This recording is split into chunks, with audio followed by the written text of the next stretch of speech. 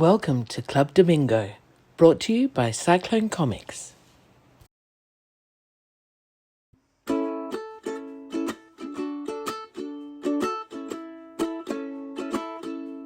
Are we on? Are we on? Are we on? We're on. Hi, Tim. Hi, Gary. A day late, but we're still here. Yeah, it's a day late in our time. I don't know. Are we going to be a day late for the kiddies? Or you're going to No, it should be okay. There should be get it wiggle all room done there. today? Yeah, that's right. Yeah, I just won't sleep. Oh, the sacrifices we made for the children at home. I've been moving you might realise that the drawing board is a bit lower. I've been moving my furniture around in my studio, getting ready to start art production, and I've on a new project, or the Wolfman project, and so everything's a little bit different in the background there. Cool. And I've been trying to find my diaries. Like you had diaries last episode, or a diary. Yeah. And I've been digging out some stuff from the archive boxes as well, some old fanzines, which have been very interesting, going down memory road there. Do you remember a thing called Comicana? Oh, vaguely. I don't know if I even got one. If I did, it'd only be one. I've never had that. I don't have that. Shocking survey results. How shocked were you, Gary? If I could read the type on the inside, the Were you contents clutching of. your pearls? Hold on a second. Not those pearls. The world's most delayed comic magazine, Comicana, number 3, summer, autumn 1987. Wow. 1987. I don't think I'd barely started doing anything at that stage. Wow, okay. Quote Like of the in issue comics. by Van Morrison. To me, the music industry has got as much meaning as a comic book. Is it a backhanded compliment or a proper compliment, or is he having a go at us? Or Who's Van Morrison? Huh? Van He's Morrison? an angry old Irishman, isn't he? There you go. So what was the survey about? This is the first sure. Let's go to the contents and go to reviews, New Superman, Scout, Elric, and Alan Moore. Special results. The top 10 stories ever told, survey results. Wow. Best of 1986. Yes, 1986 had some good comics which still are available. Mark Williams gives us a selection. So Mark Williams put this together, I think, by the looks of it. Mark Williams, was he involved? Like, do you know of him in comics? No, not that I can remember. Okay. The name is kind of familiar, but I don't want to speak out of school if there's any restraining orders or anything like that out there. Yeah. And is that an A5 document you've got there? Yeah. Yeah. So it looks like they probably made it at A4 and reduced it to A5, and it meant that what they typed out on the typewriter is now almost illegible. Yep, that's right. But you got things like, Fantastique. Yeah, wow. Well, which way are we going? That way. Yeah. Best-selling titles: The Uncanny X-Men, followed by The Tie of the Avengers and Judge Dredd. Interesting. Wow. Next 1987. Wonder what issue. was happening in the X-Men in 1987. Comic Hero trivia. I'll get to the interesting bit soon. I've got to fix through this. Were you? Is it there? Getting there. There's no recipes for anything. Top 10 stories ever told. No, survey results. Oh, what's number one on the top 10 stories ever told? It's probably from 1987. A lot of what I would put on there wouldn't have been written yet. Like, keep reading first. Let's tell you about a story so successful that magazine. No, we just want the top 10. 24, 25. This is so badly put together, I can't see where we're at. 26, 27. Wow, is that how many pages there are? You're on page 27. Yeah. This isn't very good viewing. I'm going to put this down, improving the comic book, improving it by Mark Juddery. No, that's interesting. Put it down. What else have we got here? Best. Here we go. Cool. Watchmen. Oh, Watchmen was out by 87. Was it? Okay. Yeah.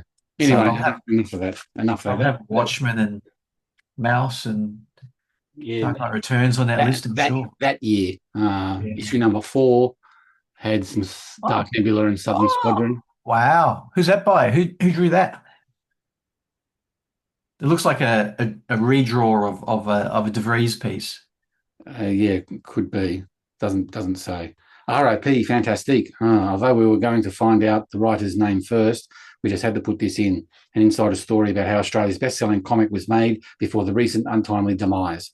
Wow, how have I never seen this fanzine? Wow. Do you want me to you were living in Sydney at the time, right? Yeah. Yeah. Do you collect these things? Do you want me to send it up to you? What are you going to do? Surely you want to keep it. I haven't opened this up in 30 years, so I don't think there's a huge need for me to keep it. Is it possibly better to go to Daniel Best if he doesn't have a copy, so that there is like a yeah. But if he's got copies, I'll definitely have a look. That sounds like interesting fun. Australian Comics Checkup. Yeah, that was just before I was doing actual comics. I've been doing other stuff, but I was going to the Ugle Club and hanging out with people who were doing Fantastique and whatnot. The other two, yeah, keep on showing us those other two. You showed me those two just before we come online, and they were really great. This is something that Frank McConaughey and I were putting together back in the day, the Australian Comic Journal. I didn't know you were involved with that. I know that's McConaughey. Yeah, I graphic designed it and co-edited with him. So yeah, it's just a little A4 folded to A3 in postcard for the postage and stuff like that. And, I'm pretty sure I've got one of those. Yeah, right. Somewhere. So I'll quickly read the editorial, Volume 3, Number 1. So there were several attempts at the Australian Comics Journal in print. It has the old Escape logo on the front there. Yeah. And what's the date? Before 1986. So this is 86. Wow.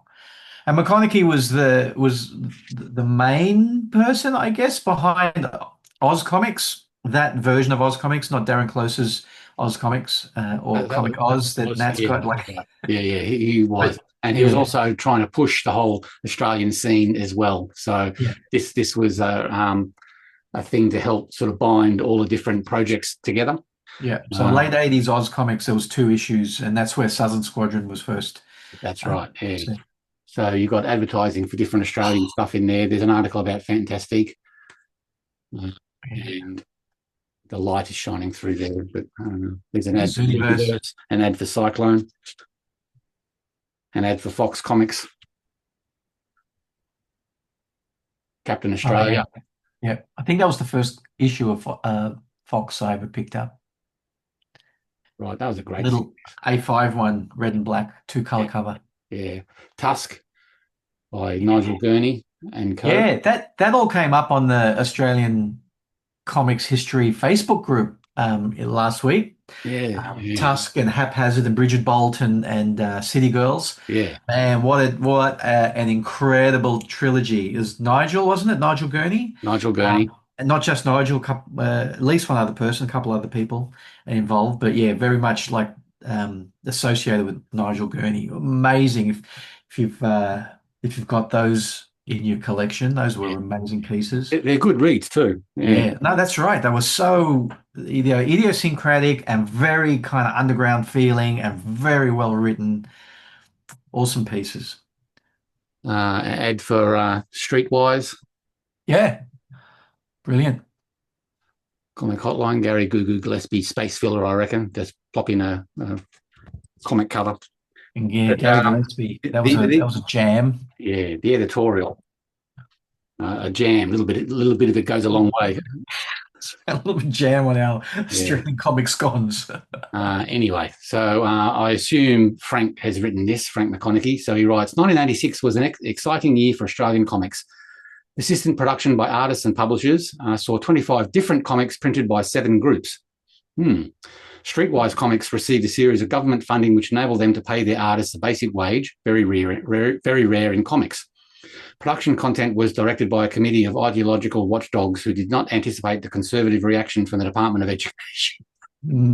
Streetwise was banned from classroom distribution despite their sponsorship by the Department of Health. The comics are distributed to youth centres, but sales have not achieved a sustained level, and without further funding, Streetwise comics may disappear. The Richard Ray Comic Convention saw the launch of Tasmania's Megalite. Their desired sales did not eventuate as the fans were more oriented to American products. Also launched were Cyclone and Fantastique. Cyclone had a very prolific year with the publication of 5 issues plus a super special. Number 6 is now available in comic specialty shops and newsagents Australia-wide.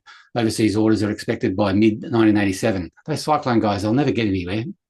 Right. 40 comic artists combined to produce a charity comic by Cyclone and graphic promotions for the Spoleto Fringe Festival in Melbourne. Profits from the Gary Goo Gillespie comic will go to the Paul McNamee Tennis Foundation. Another comic jam will be organised in 1987 for the Jack Newton Golf Foundation. Really? That didn't happen. But that was the plan, but it didn't happen. Yeah. Fantastique had an interesting year also. Galaxy and Gold Coast comic shops had to reorder issues of the comic. It enjoyed enormous media publicity due to its horror content and the political reactions it received. A lot of people heard about Fantastique in 1986. Fox, Reverie, and Fantastique comics were sold to America and the UK as top exports. Zooniverse did the opposite. It was produced by Minotaur Books, printed in the USA by Eclipse Comics, and had #1 orders of 32,000. We had to import it, though. Artists and publishers have produced a variety of comics to suit all tastes. The Australian comic revival is still in its early days. It will be the sales of the above-mentioned comics that determines whether Australian comics will survive. Yeah. And what's happened? They've survived. As if they're not going to survive. Yeah. Anyway. That's a great editorial. I haven't read that article that's freely available in a PDF copy of Reverie, right? The Australian Comics and Cartoonists, is that what it's called? Yeah, Comics and Cartoonists Australia. Yeah, Reverie have got this free version of that magazine. If you look on their Facebook page, I'm sure you'll find a link to it. But in the latest issue, there's an article about trying to figure out the eras of Australian comics. Is that right? Yeah, right. Okay. Yeah, I think I have. Yeah. Yeah, and it's like, like the Silver Age, the Golden Age, etc.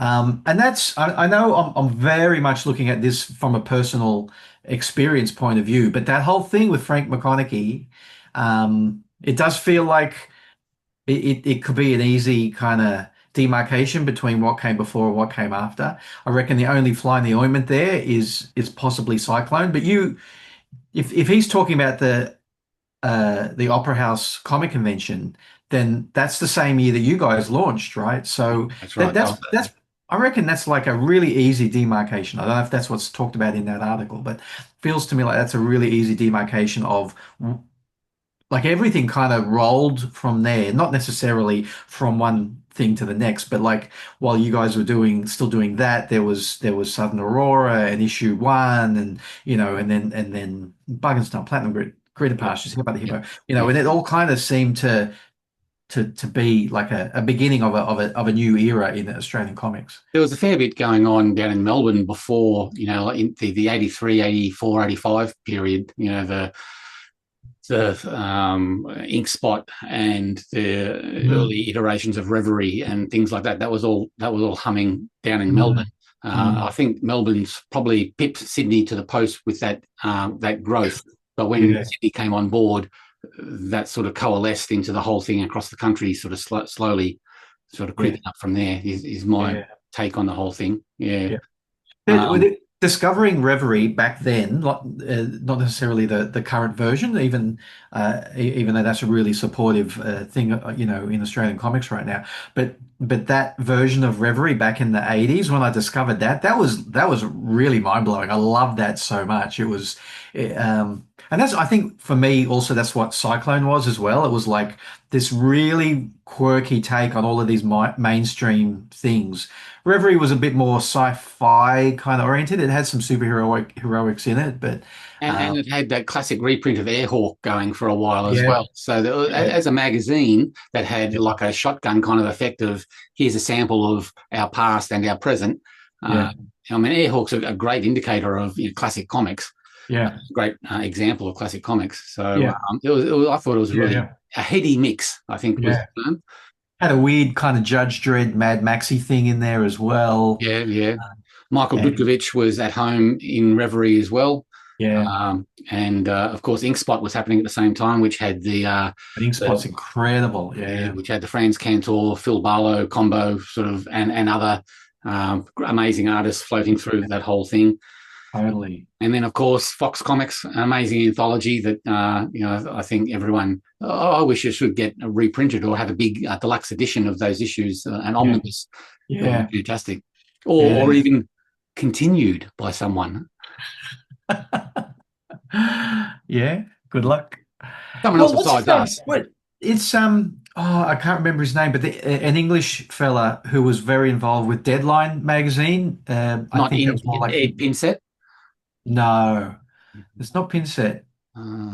But he's revived Deadline. And was it called A1 Comics? Oh yeah, right, okay. He's revived that in England and via a Kickstarter and whatnot. And Deadline had some really incredible 90s English cartoonists, again, just underground or just above ground sort of cartooning going on in there. Plus, it was a music magazine, which helped it a little bit, I think, at the time. But yeah, some great stuff. So yeah, could happen. We revive Fox Comics and see if we can capture the same sort of level of autobio and interesting cartooning and underground feel.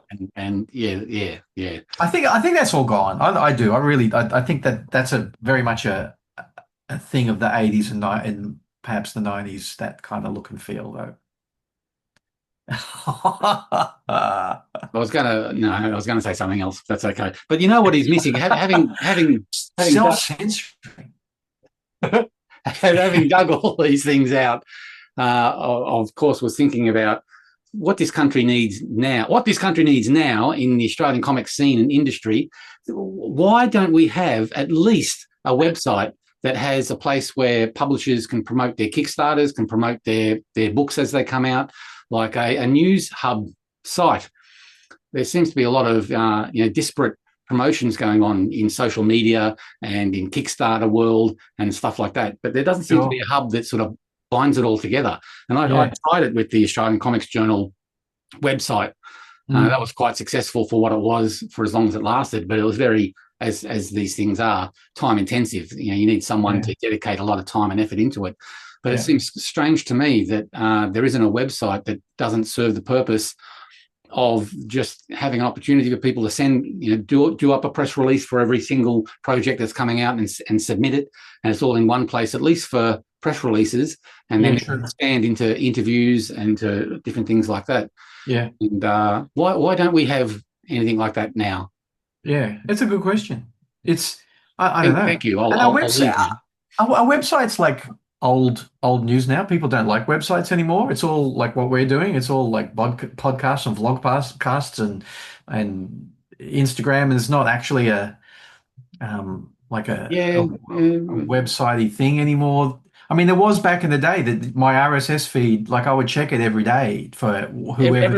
Everyone's doing their newsletters and their social media now, but I'm getting a sense that the Facebook is like floating away from Instagram, floating away from all these other ways to promote your work, and it's like multitasking to the point where you got to have your full-time hat on to do your marketing and promotion. Oh, totally, absolutely, which we've talked about ad infinitum on this show.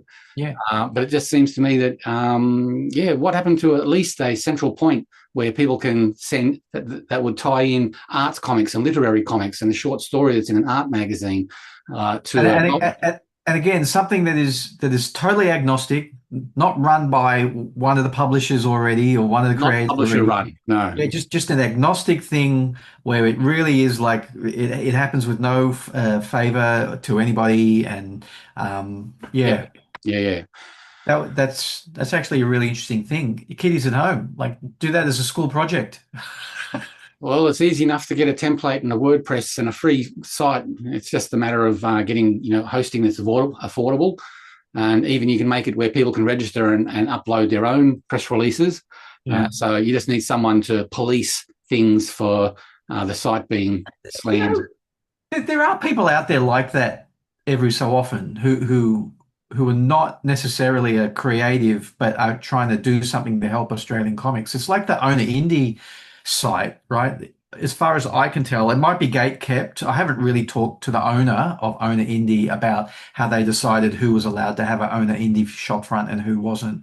So I guess there's some gatekeeping there. But beyond that, it's like everybody was treated exactly the same. You had an Owner Indie space on the site, and it was ownerindie.timmckewen.com or something. I can't remember now, but and that helped me a lot because I don't want to be setting up a Shopify or an Etsy or anything like that. And I certainly don't want to be trying to figure out how to do that on my own website at this point anyway.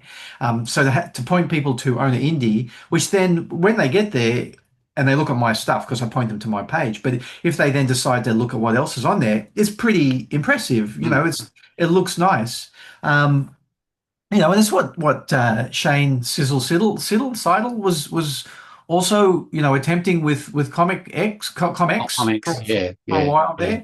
I feel like that was probably the place that was trying to be, when I was that hub for a when while. when I was winding down AustralianComicsJournal.com.au, whatever the URL was, he was just starting up with comics, and I didn't know him very well. But what he wanted to do was take that content and move it from the Comics Journal site, the Australian Comics Journal site, and put it on the comics site as a continuation of the information, because there was great interviews, there was a lot of press releases, there was lots of different things on that site as it grew. I couldn't do that because there was a lot of stuff that was submitted to the site that wouldn't be protected by copyright. So I'd have to track down all the writers that submitted stuff, see whether it was okay to move them sideways. And it would have been a huge job and a half, moving the content with copyright clearance from all the writers to the comics thing. So, I politely declined. But that was when comics was just starting up, but I was being time poor with maintaining the site. So it was a thing that, again, I realised, which we both know, that as artists we need to be arting and not producing websites and magazines about comics. It's I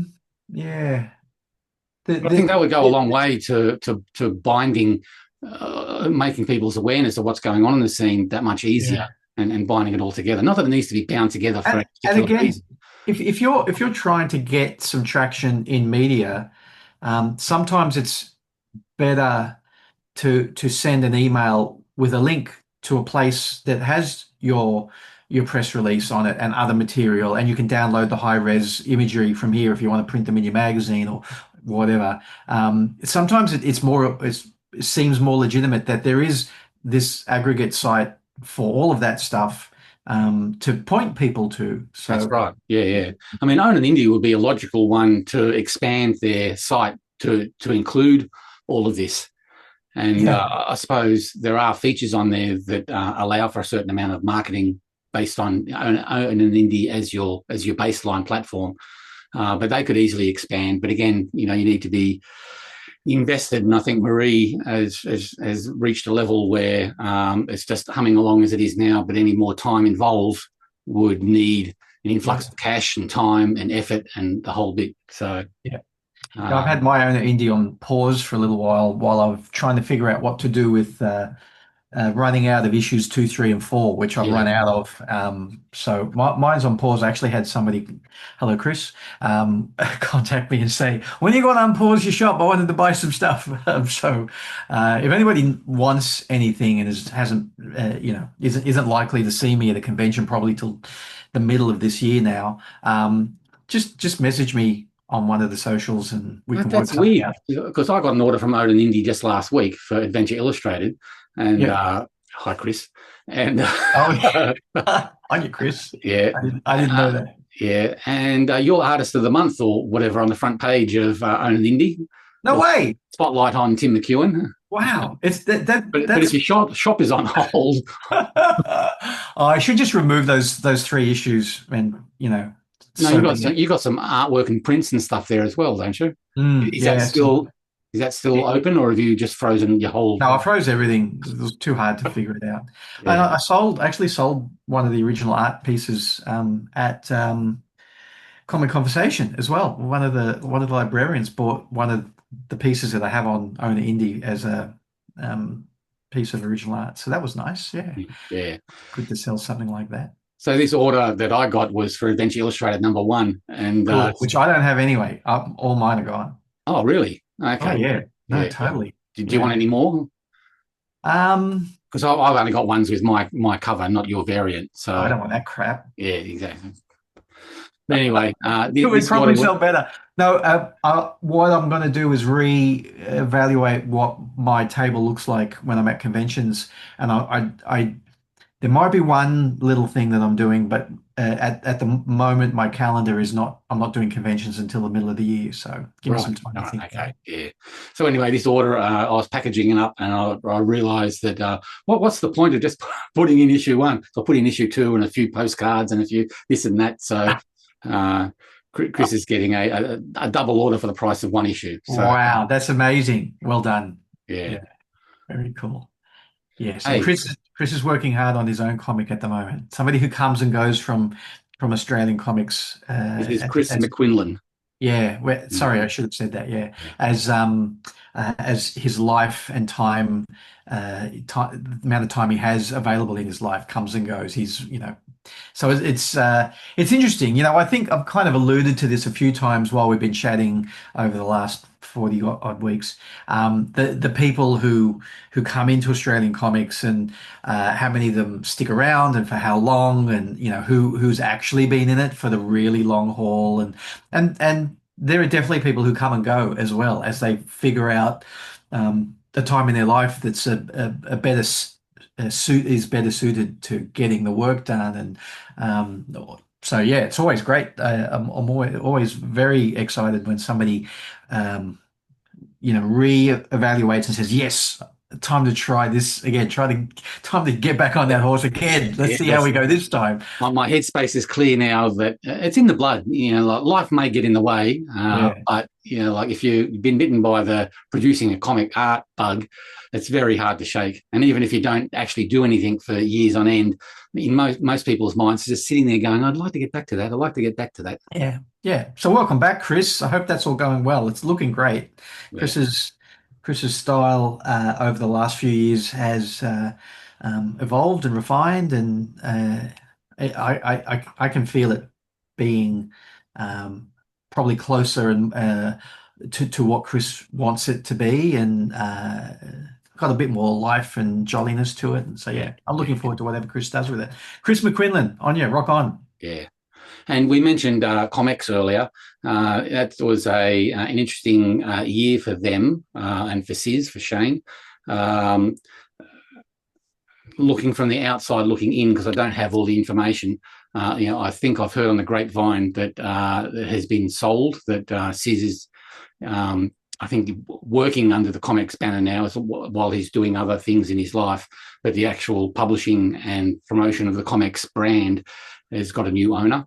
So hopefully 2026 we'll see some more comics product out there as well. Yeah, because we don't want that. I believe there'll be a print magazine coming out of that, similar to what you were just showing, a print fanzine sort of thing. Right. Okay. I don't know a lot about it other than I was interviewed for it. Oh, really? But yeah. You know that, don't you? No. Do you not? No. Oh, yeah. You don't tell me anything anymore. We're strangers. Well, see, that's the thing, though. It was ages ago. Oh, no. Gary. Talk to the hand. Come back, Gary. It was, I'd say months ago, and I wouldn't be surprised if I looked up the emails that it was well over a year ago now, probably well over a year ago now that I was interviewed for that. Yeah, these things, I don't cast aspersions on anybody who's trying to get shit like this done. So it's not easy. It's not easy. Yeah. And I hear, I get a sense from Reverie that they're revving up for a big year in 2026 as well. So cool.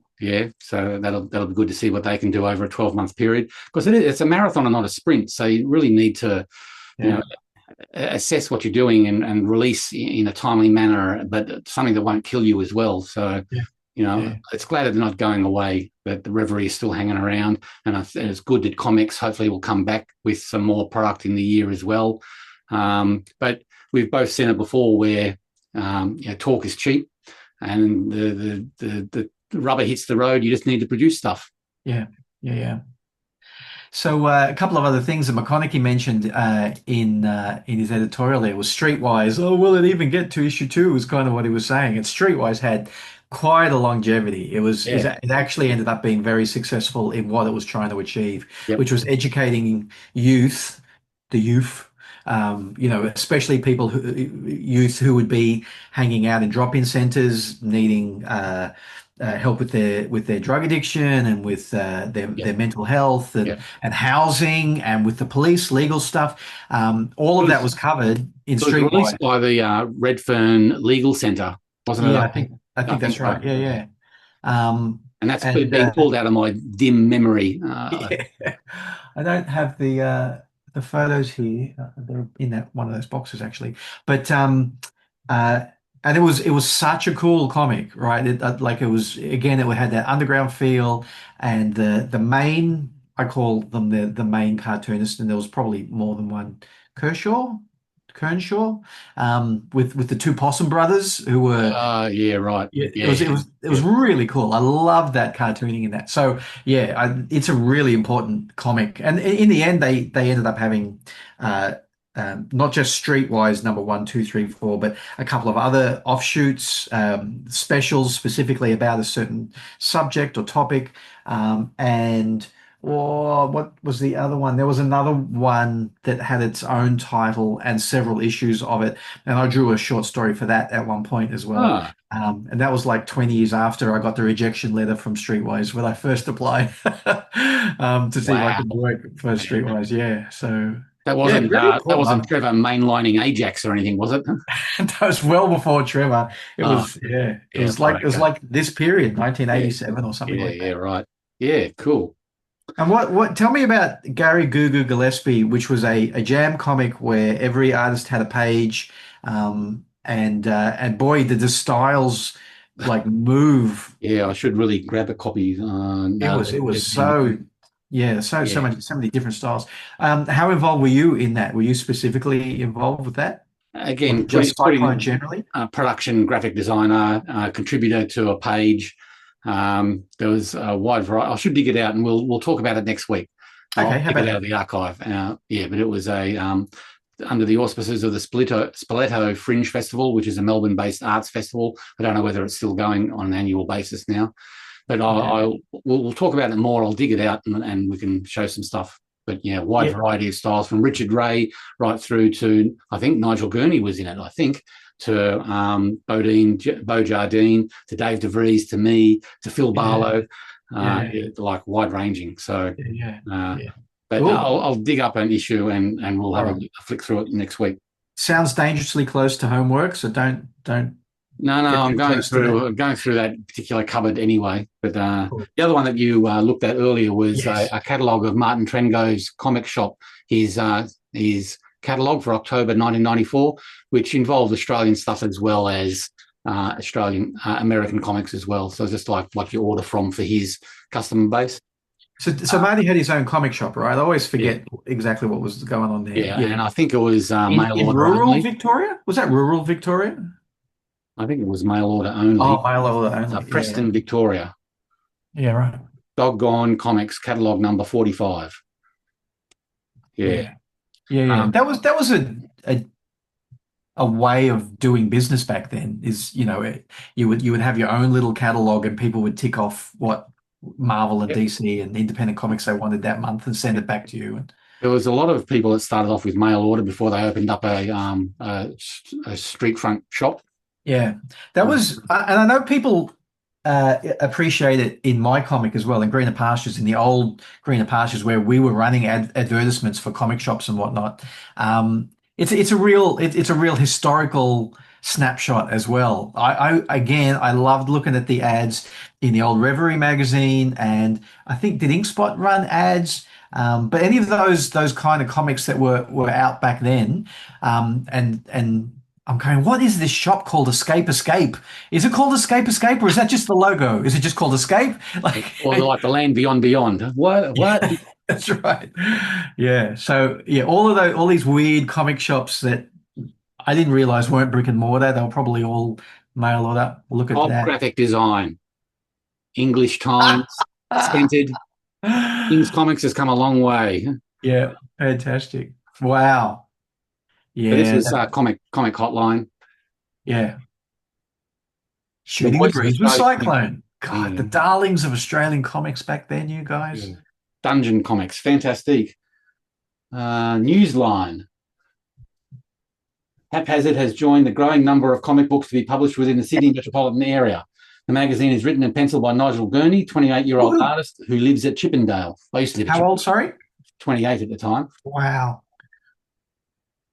Doesn't have a year on the indicia here. But anyway. Wow, that's weird how many times I've heard the word haphazard or Nigel Gurney like in the last 2 weeks or so. It's all The comic has a very distinct underground feel to it, and its frank approach may surprise some readers, though it's definitely worthwhile having a look at. The next issue is due out sometime in February.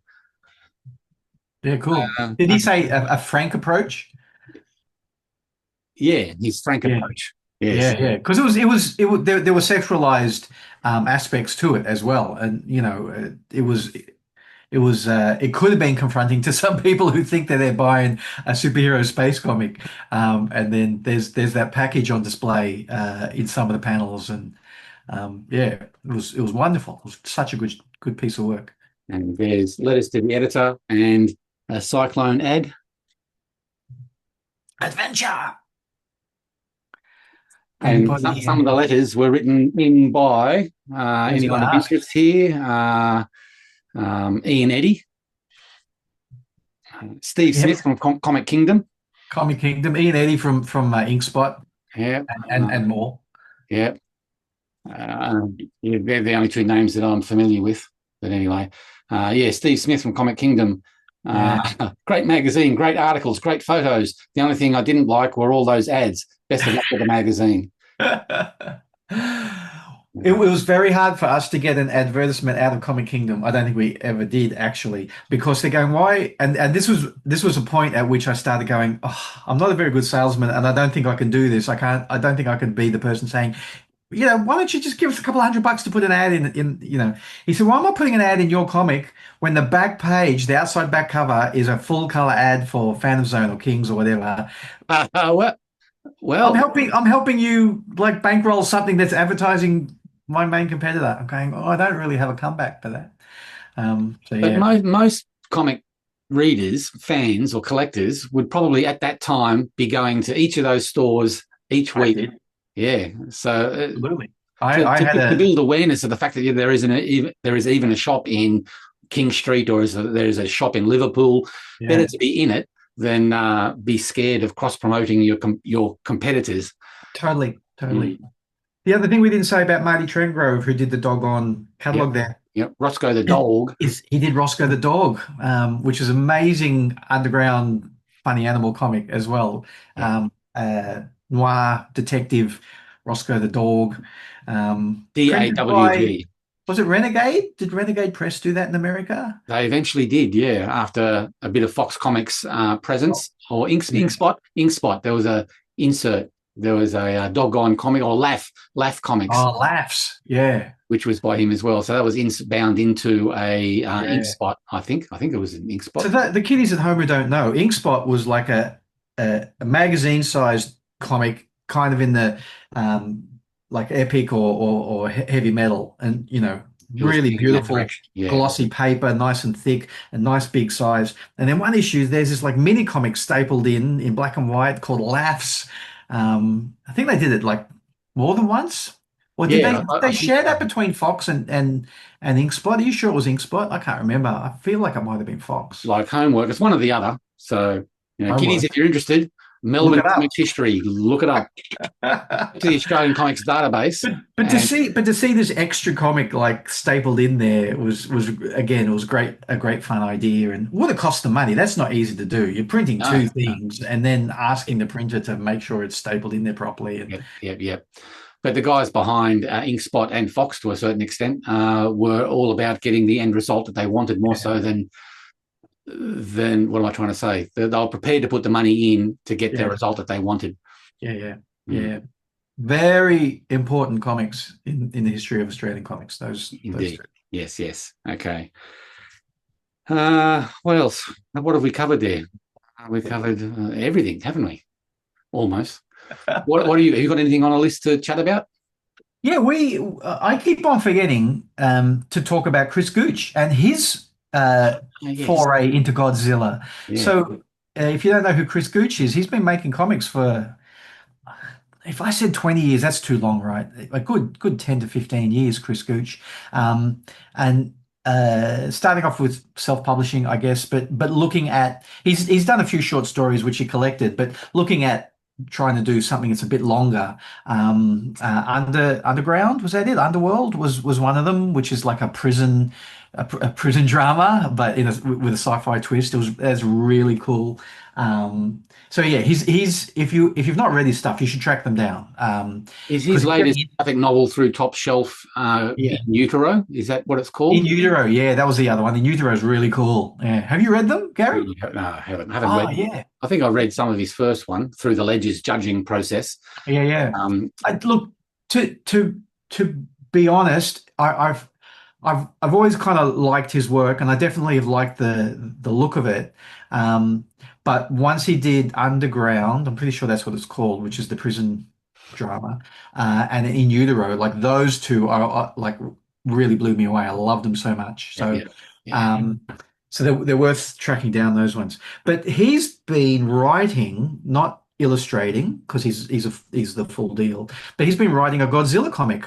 I didn't do enough research to look up who the publisher is. It must be the same publisher as Louis Joyce's Godzilla. IDW. IDW, yeah. But it's got a whoever the artist is. I guess this was part of, and I'm pretty sure reading on Instagram, part of Chris's approach to this is to do like a 90s anime crossed with Godzilla. So the 90s, rocket ship, jet plane, transformery sort of things. I don't know if there's transformery things in it, but it's that look, that Robotech sort of look, but with a real like 2020s flair to it, wrapped up into a Godzilla story. I haven't read it yet. I'll probably, like with Louis' one, I'll probably wait for the trade. I know it's a bit of a dirty word being a trade waiting. Trade waiting. Don't forget to tip your waiter.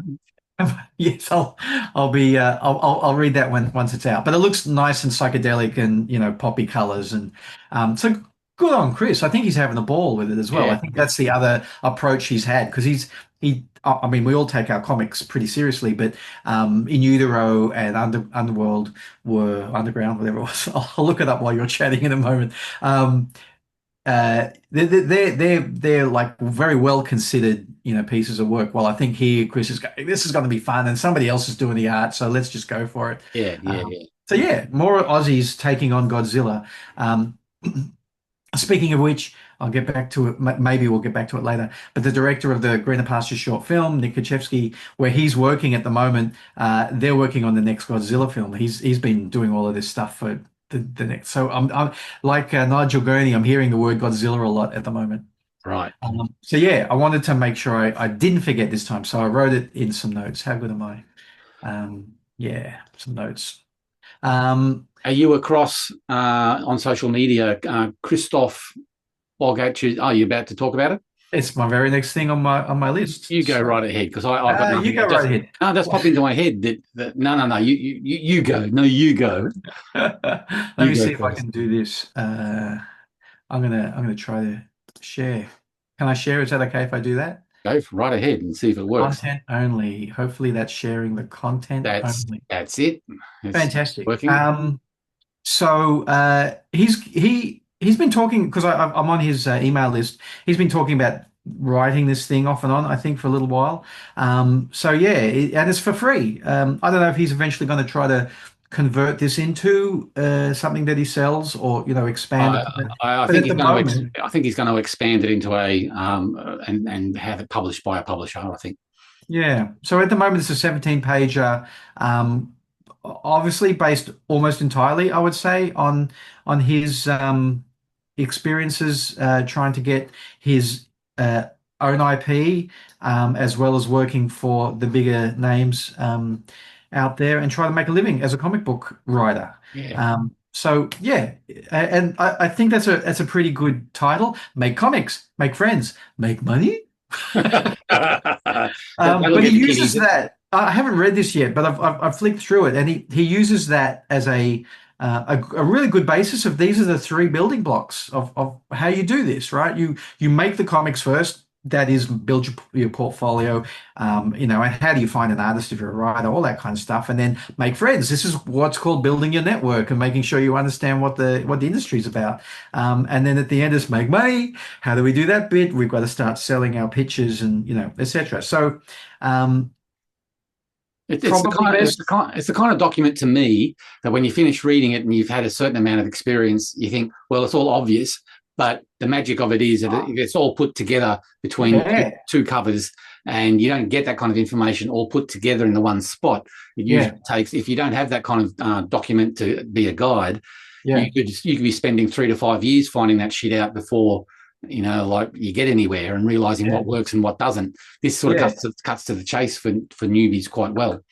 And it also kind of legitimizes your own experience. If this is what you're trying to do, and you're going, is this what everybody does? Like how all I'm trying at the moment is to make friends on the internet. Is that a legitimate thing I should be doing here? And yeah, it helps you understand that's the thing that you should be doing. Yeah, yeah, yeah. So Christoph Bojax is on Instagram. It might be the easiest place to go find and the links to signing up for his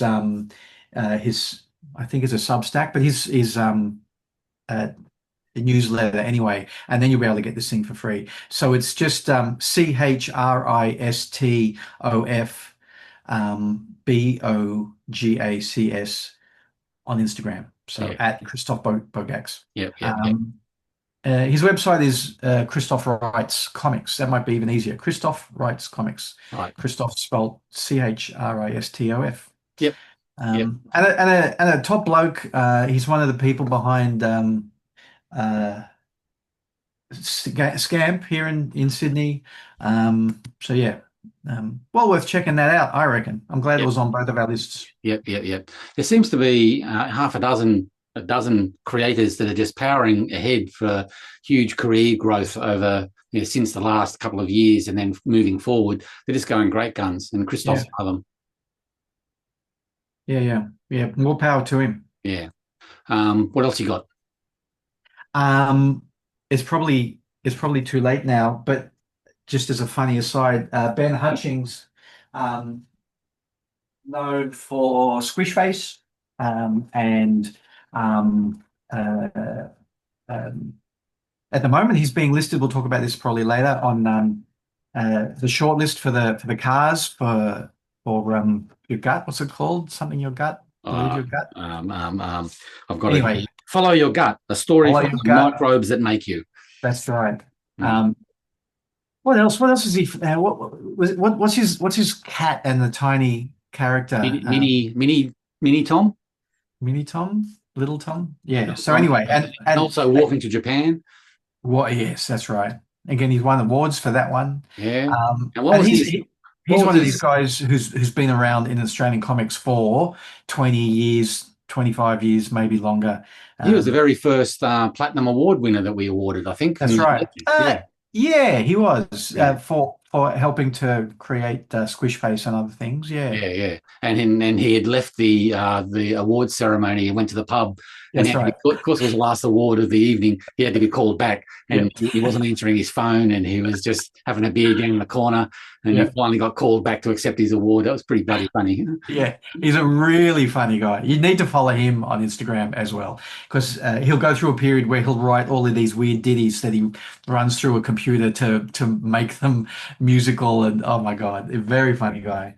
But he's been at his parents' house, I guess his childhood home, similar to what you've been doing, trying to clear out clutter, similar to what I've been doing, trying to clear out clutter. And he said he's just been putting photos up on his Instagram and saying if you want these, all you have to do is pay for the postage. So I grabbed only three things. There was lots of really amazing things, but I grabbed three things. One of which is Mr. Unpronounceable, and I can't believe I actually didn't have a copy of it. Yeah, that's lovely. Yeah, Tim Malloy. Tim Malloy's Mr. Unpronounceable. The last time I asked Tim if I could buy a copy, they were really expensive because he only had a couple left or something. So I had to bow out. But a really kind of weird psychedelic sort of Again, story. very worthwhile tracking down. Very beautiful comics. Yeah, and again, Carr Award winner, a Ledger Award winner. But also a copy of Will Eisner's Eisner's Quarterly. Yeah. 1980 something, I guess, 1985. And I used to look at this probably in the same shop that Ben bought this from eventually, and never bought it. Probably from Comic Kingdom or something. We've talked about Bern Hogarth's Tarzan. Yeah. Bert Hogarth's Dynamic Anatomy book. Yep. And Byrne, they ended up basing the cartoon version of Tarzan on this, and the Sunday strip. I don't know if this is the reprinting of the Sunday strips. I don't know, no, that's purely a freestanding project by itself. Yeah, right. Graphic novel. And it's pretty full on. It's a very, from what I can tell, a very faithful adaptation of the actual book. It is. Yeah. And Tarzan, especially as a youth, as a young man and younger, is running around naked in the story for so much. And of course, that's right, shocked. There's tree fronds and stuff just nicely placed in the way a lot. But he didn't shy away from that. He really wanted to make something that felt like what the original novel was. So I'm glad I've got that. I hope I have time to read it soon. And he did do another graphic novel adaptation of the Jungle Tales of Tarzan, I think, which is the same format. It was like a second book. Yeah, right. And I don't know how much these three things are worth on the second-hand market. I don't know, but yeah. That's a good pickup. So you just covered postage for that, did you? Yeah. Nice. Yeah. I think I'll probably end up doing something bloody similar to that. That's not a bad idea, just to make sure that the things find a good home. Yeah, exactly. And I mentioned Tim Malloy there with his Mr. Unpronounceable comic. And Tim has been doing recently something that we talked about probably quite early on, and not as if he's doing it because we came up with this idea, because I'm pretty sure at the time I would have said it's not like we've come up with this idea, but the whole idea of the Patreon as a subscription for a monthly little package of goodies that you get. So he's got this thing, I'm just reading it off his Instagram here, the Shivering Star Snail Mail Print Club. A monthly dose of weird art delivered to your door. Zines, mini print stickers, ephemera, esoteric mysteries. And there are a lot of artists who make part of their living, as in like Artist Alley artists, who make part of their living by a similar thing. Join my sticker club or my print club. What's the other Australian? Mel. What's Mel's last name? Not because she's no good, just because my memory is Mel Stringer. She also has one and has a mini comic every month, Flowery, which is up to like, I don't know, issue 50 or something of a little mini comic, mostly auto-bio, but not always, and stickers and whatnot. So it seems to be a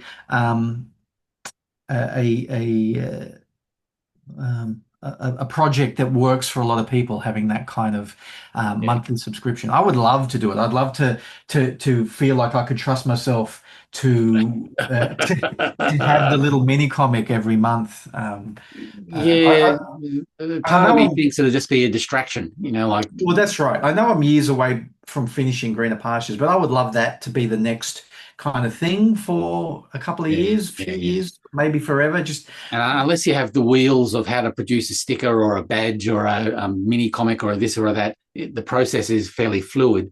That to me seems like a huge distraction of work that isn't behind the drawing board drawing another page.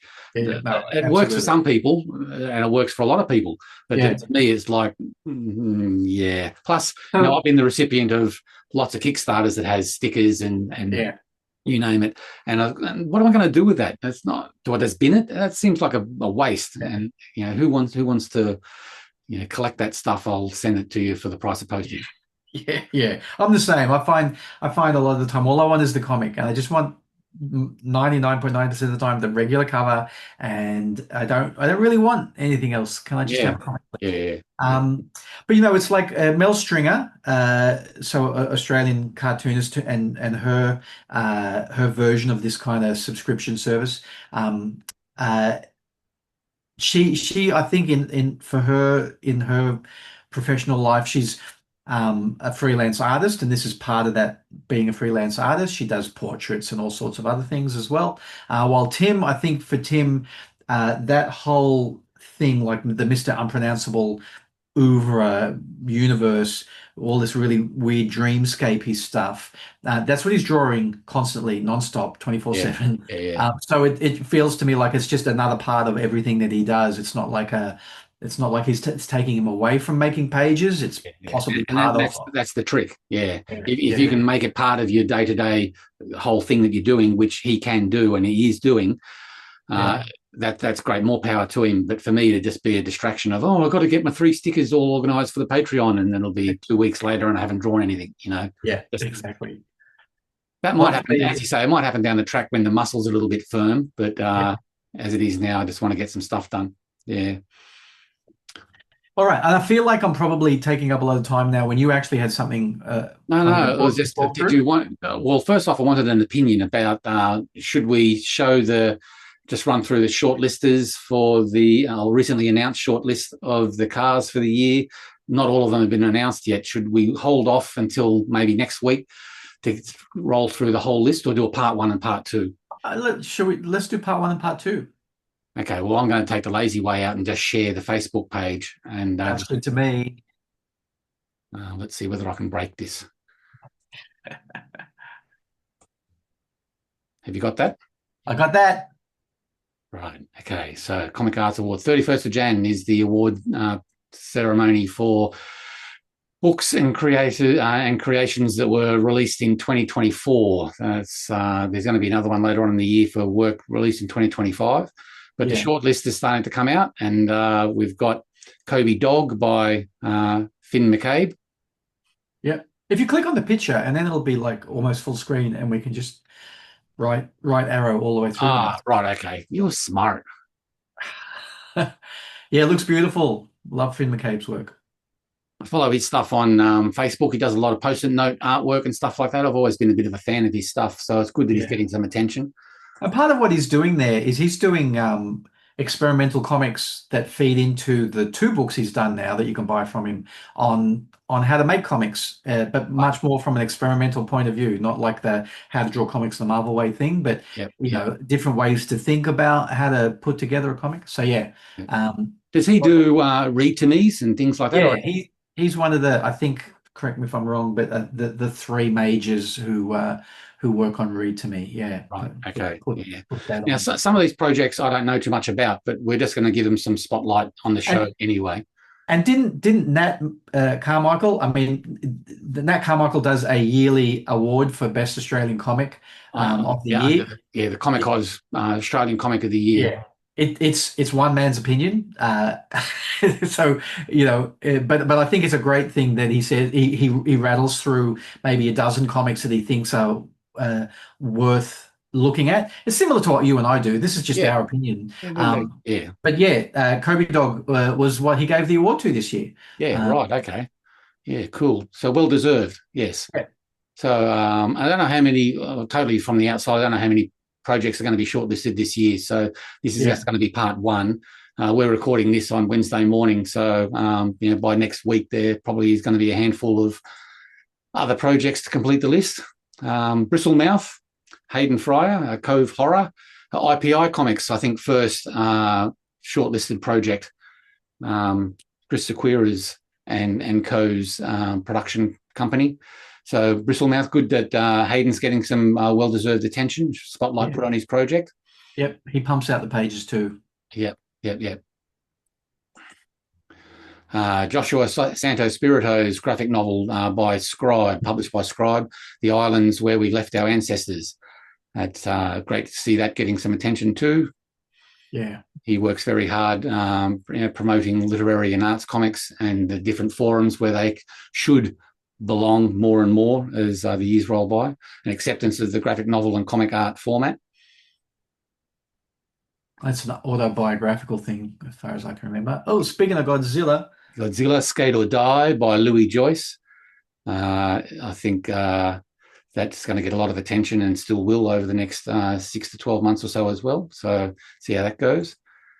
There's that Follow Your Gut, a story from the microbes that make you by Ben Hutchings, illustrations.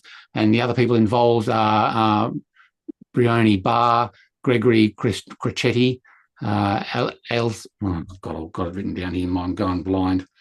Ailsa Wild and Lisa Stinson are the creators involved there.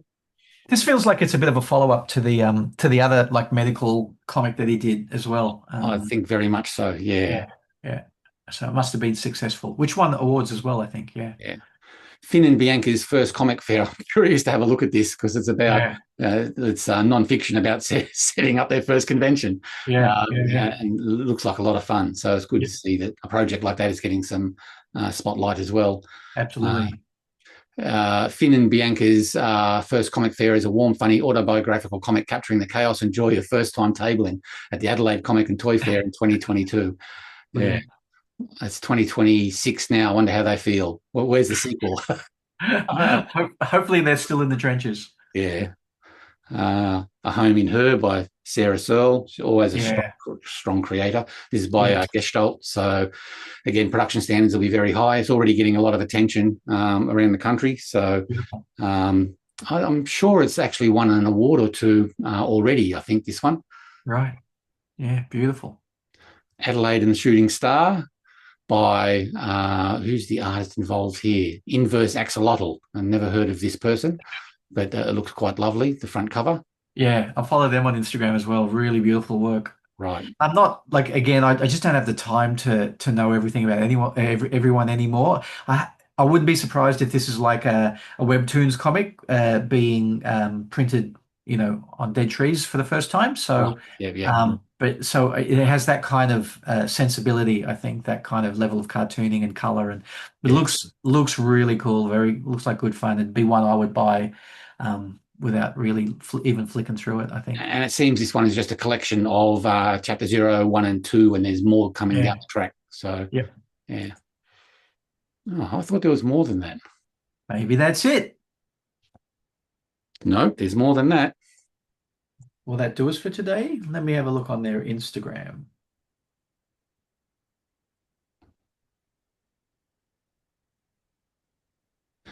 We'll just scroll through the old-fashioned way because I'm sure there's more to it. Like Dear Editor, Ryan K. Lindsay and Sammy Cavella. He's been shortlisted as well. Oh, yeah. I'm looking at their Instagram, and yes, there's 3 others listed there. There's Dear Editor. Oh, there it is. Yeah. There's Marion by, now let's get this name right. Marion, where have I got here? Natalia Zajaz or Zayaz. Yeah. Looks lovely as well. Yeah. And The Girl Left Behind, which looks quite interesting as well, by Gentle Coda, who I have not heard of either. Yeah. Looks like it's a manga-influenced art style there as well. Yeah. I think so. I think that's it now. Yeah. Gentle Coda, if you look them up on Instagram, I'm not going to double check now, but hundreds of thousands, I think, followers on there. Wow. Okay. Right. And recently did a residency in Japan at a manga residency, which is cool. And that one, go back to Marion. That's a really cool. That's one of a series. Obviously, it's one of a series. It's number 1. But how do you say this so it's not so confusing? But it's Glom Press, and Glom Press were releasing a number of different series as periodicals as an experiment instead of what they've done in the past, which is also like really legitimate and works well. They've released a graphic novel, or 3 or 4 graphic novels at a single event, already done. These are much thinner and being released almost as underground floppies, risographed, and really interesting kind of change of approach there, just to see how it works, I believe is the idea there. So that's really cool. Right. And do Glom specialise in is it risograph printing? Yeah. Well, a lot of their stuff is risographed, and a lot of their stuff is much more kind of arty based and undergroundy. Yeah, very, very interesting stuff there. And Dear Editor getting some more attention as well, well deserved, and hopefully it'll get a gong or three as well. So I think that's like finally it's been collected because it was a 3-issue series, I think primarily online, and then a 3-issue series print, and now finally as a collected trade paperback. Yeah. Very cool. Yeah. And I think I'm going to stop sharing now. I think that's everything for this round one. Brilliant. Yeah. If there's any other projects that are shortlisted across the week, we'll have a look at them next week and tip our hats to all the shortlisters for this year. And so 31st of January at the State Library of New South Wales is going to be the ceremony. I've heard that it's going to be simulcast as well, limited ticket sales if you want to arrive and be present there in the flesh. But all very exciting. So more power to the cars. I hope that goes on for years down the track. Yeah, exactly. Very cool. Is that it for this week? Yeah. How long have we been on? Are we at that hour? I think we're at that hazy hour stage. Could be 45 minutes, could be an hour and 15. It doesn't really matter. So, something that friend of the show, Peter Lane, has been doing recently, which was good fun. Have you seen his Aussie, what's he called them? Aussie Comics fan stamps. Yeah, I have. Yeah, I thought they were great fun. So it's like a digital collectible. Is that kind of like the Marvel NFTs? Is it almost like NFTs? Like, yeah, but not really, obviously. But yeah, like the Marvel stamps that were in Marvel Comics would get cut out in the 70s. Yeah, exactly. Yeah. What do you cut them out, and what do you do with them? You collect them. Clip and collect. That's what it says, right? So it is fun seeing this, transposed into a Facebook or Instagram kind of environment. It's yeah. So the only thing I've found is that they should really have the character names on the stamp as well, instead of But he's not going to go back and do all the early ones again. So no, totally. So the idea here, I think, is a daily.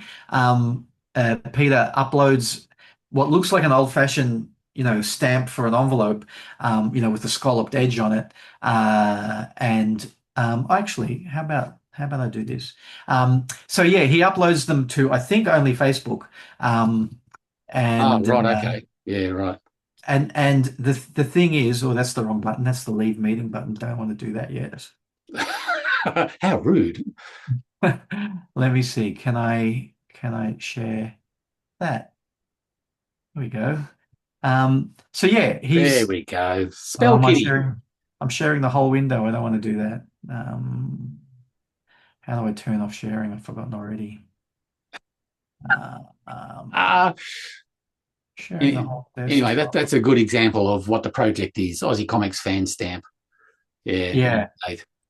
But and he's just putting focus on all the wide variety of characters and comics in the scene. It's fantastic. Yeah, and it's funny because at first I thought he was going to redraw them all himself, but he's just taking art that he can find on the internet and turning them into a stamp. And he puts it on his Facebook. But it's only there for like 24 or 48 hours, and then he takes it down again. So if you're not there to collect the stamp, you miss out. So he's creating this urgency, this collectability, to if you're not on the ball, you don't get that stamp. Oh, who's that? So yeah, very cool idea. Well done. I love it. Yeah. Well done. Anyway, that's great. More power. Yeah, and another cool little fun thing being done in Australian comics right now. Makes me want to do it as well. Makes me want to, or let's formalize it or something. But that probably takes the fun out of it if it's all formalized. I always thought just a set of trading cards of Australian comic characters would be good with a bit of information on the back of each one. but several people sort of jumped on me as far as getting the rights to use the characters, and because I would go back in Australian comics history as well and do Milo the Mighty and Captain Atom and all that kind of stuff. And it was like a tap on the shoulder of, to do that, you'd have to get in touch with all the copyright holders, like I did with that appearance there in Cyclone.